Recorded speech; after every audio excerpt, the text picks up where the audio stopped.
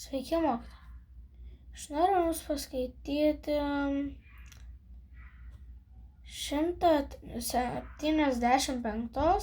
176 pamokos tekstą Skani chalva.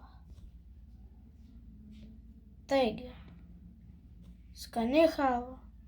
Vaikai, ar norite chalvos? Šūkteli mama.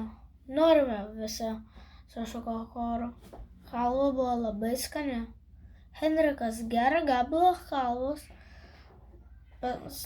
paslapčiomis pakišo po lova ir pamiršo.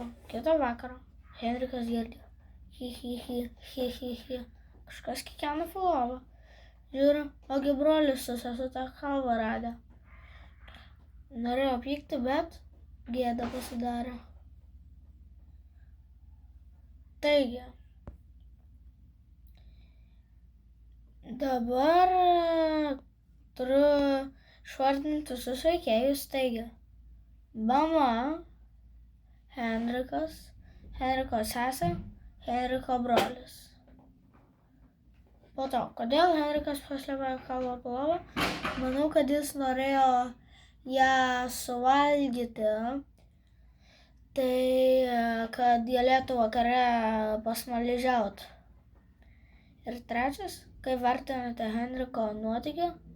Aš tai keistai vertinu, kažkaip jisai man keistas pasirodė, bet man atrodo, kad geras. Ir šiltai linkėjimai iš Filipinų. Iki.